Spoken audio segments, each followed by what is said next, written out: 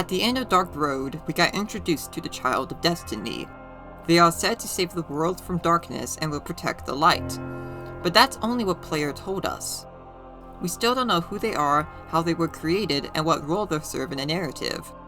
But I think I have the answers to these questions, and in truth, might be a little more complex than most people may think. Hey us, ladies, gents, and NBs, welcome to or back to the channel. My name's Sky, and today I'm going to share my thoughts on the Child of Destiny's identity and what I believe their true role is.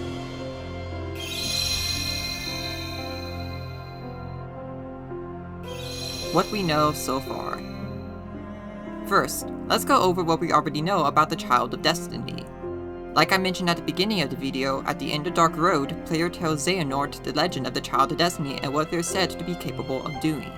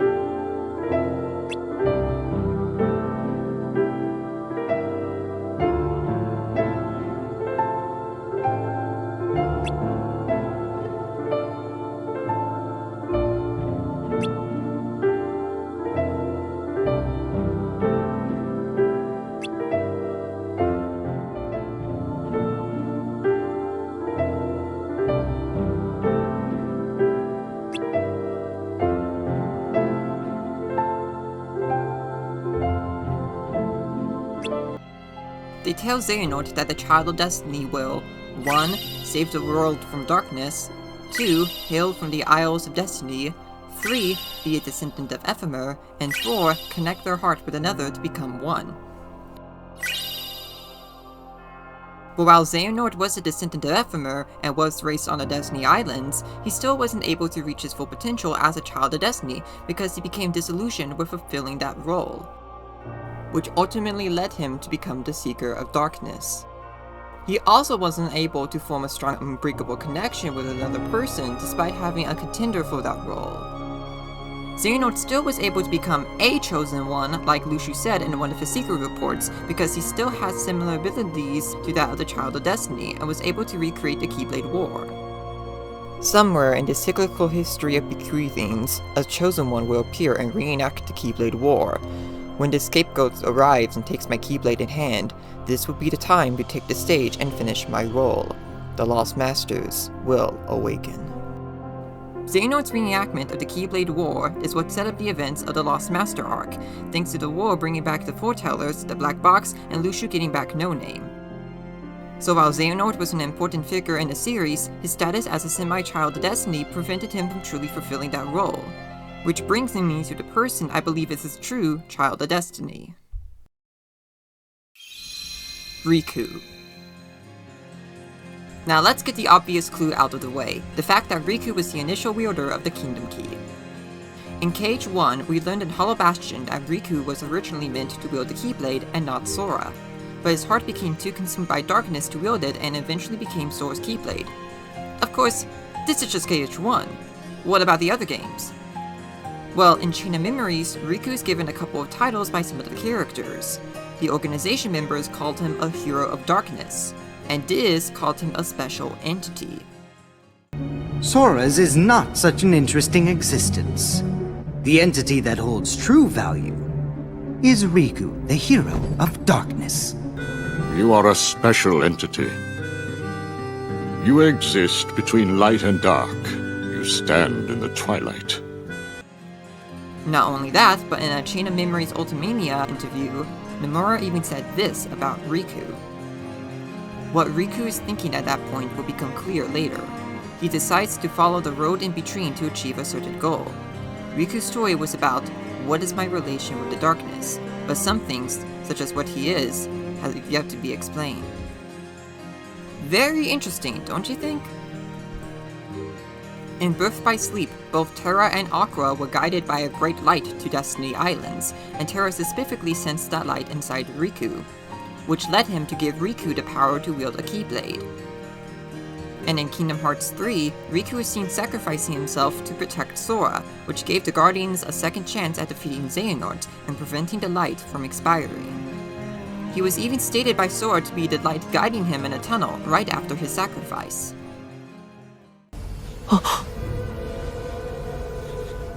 Riku! Riku! Answer me! Outside of individual games, Riku has been seen using certain abilities said to be used by the Child of Destiny. He's seen being very empathetic to other characters like the Nobodies compared to other characters who've interacted with them. He also has sensed the emotions of other characters, with most notable examples being with Sora. What about his relation to Ephemer? Well, there's not a lot to go off of in that department, but one thing we can use as a clue is his silver hair. While characters having silver hair in Kingdom Hearts doesn't automatically mean they are a descendant of Ephemer, I still believe that Riku is related to him because of all the other evidence I presented about him being the Child of Destiny. On top of that is a common trope in media for a character with silver hair to be special in some shape or form. So with all of this in mind, I think there's a lot to going for the idea that Riku is the Child of Destiny. But then if he is the Child of Destiny, whose heart will he connect his own with? Well... Sora. Now, most people already believe that Sora is the Child of Destiny. But while I do think some of the traits associated with the Child of Destiny were in Sora all along, like his empathic abilities, I don't think this automatically makes Sora the Child of Destiny. I think this is a way of Nomura showcasing that despite being a dull, ordinary boy, Sora is still capable of being powerful, with or without the powers of the Chosen One. So instead of Sora having that power inside of him all along, he was given that power, specifically by Riku. Riku probably gave Sora his status as the Child of Destiny as far back as their childhood, if the meteor shower theory is true. Which, for those of you who don't know, is about how during a meteor shower when they were kids, Riku gave Sora his crown necklace and promised that he'll always be there to protect him.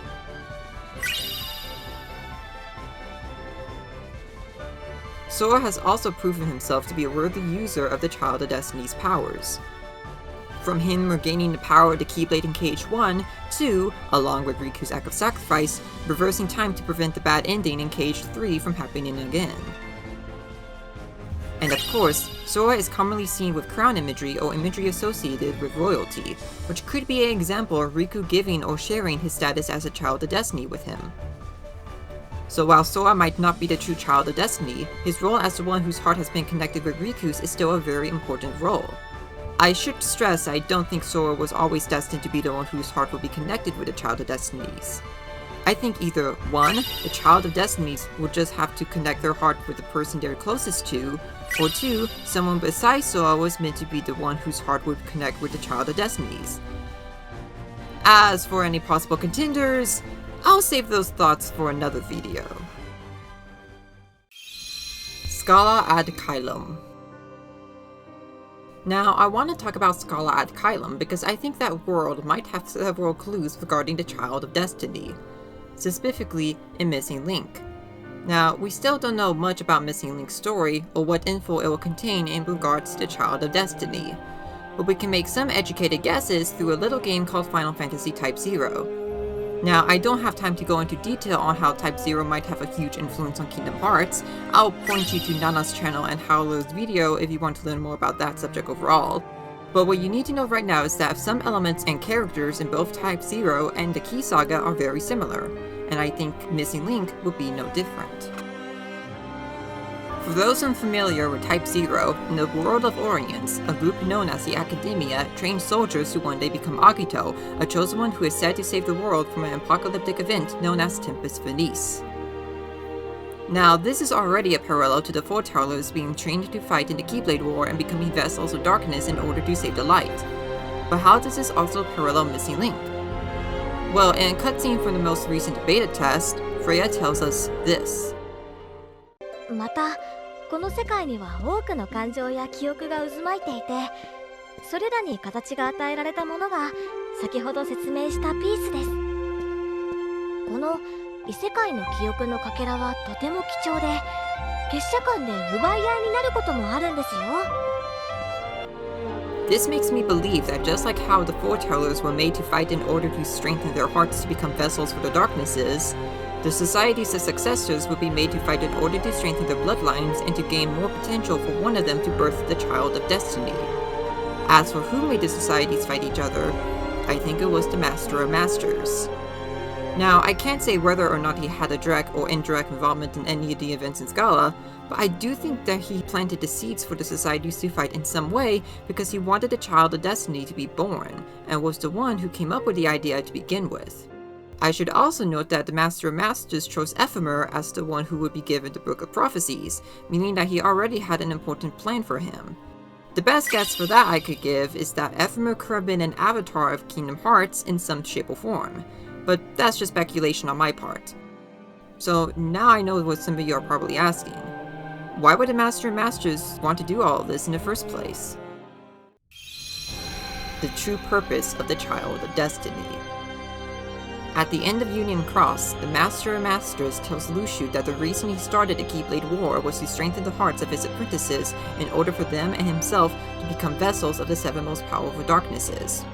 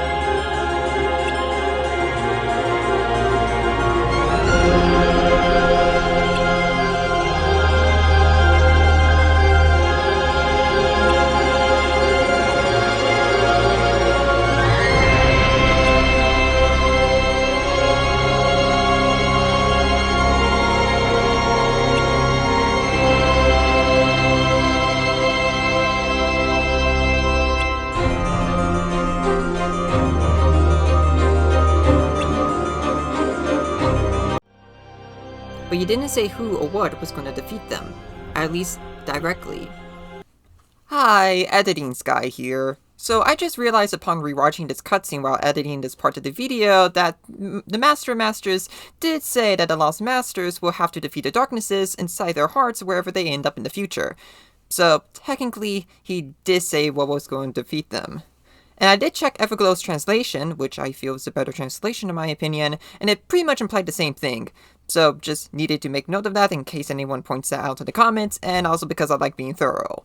Not gonna change the rest of the video because of this though. Anyway, back to the video. During that same scene, the Master of Masters states that he has a plan to make sure that no one gets sacrificed.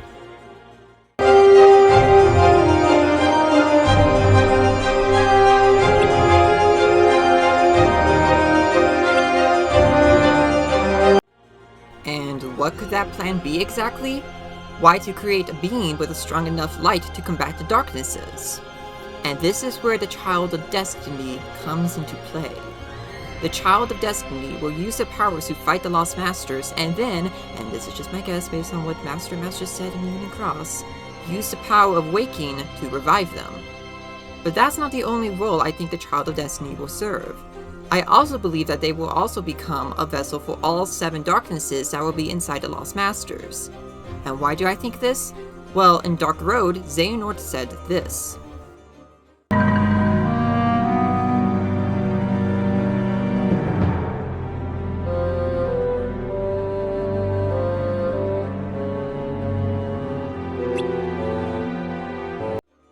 This scene was changed in a later update, assumingly because it revealed too much, But this definitely implies that one of the Child of Destiny's tasks is to be a vessel of darkness. And out of the potential candidates for the true Child of Destiny, only one has managed to strengthen the heart, has been said to wield darkness like no other, and even been stated to be able to trap darkness inside their heart. So not only do I think Riku's role as a Child of Destiny is to fight and revive the Lost Masters, but he is also meant to siphon the darknesses away from them as well. That leads to the question: how is Riku going to be led to fulfill that role? Sora, Riku, and darkness and unreality. So we all know that the purpose of Xehanort's reenactment of the Keyblade War was to kickstart the Master of Masters' true plan, right? And the return of the Foretellers, finding the black box, and Lushu getting No Name back were the results of that war, like I mentioned before. Well, what if I told you there was something else that needed to happen during the Second Keyblade War? And that was to send Sora to Unreality in order to lure in Riku. Now, why would Sora be used to lure in Riku? Well, because Sora is Riku's closest friend, and we know Riku is willing to do anything to protect him. So I think this love is something the Master of Masters could take advantage of. Okay, so then why would Riku be needed in Unreality? Because I believe that's where the Master of Masters' plan would take place. Which makes sense given that neither light or darkness exists in Unreality, which I believe is significant to the Master's plan. But also, I think the Master of Masters will use Sora to give Riku one final test.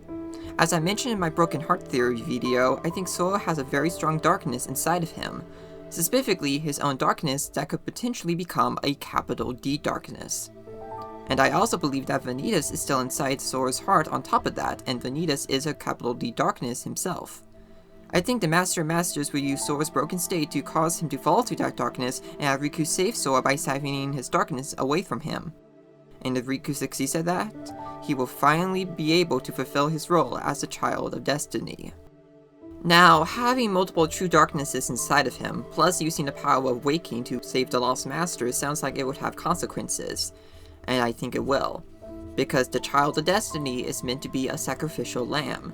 Similar to the biblical story of Jesus with how he died by taking away the sins of all humans.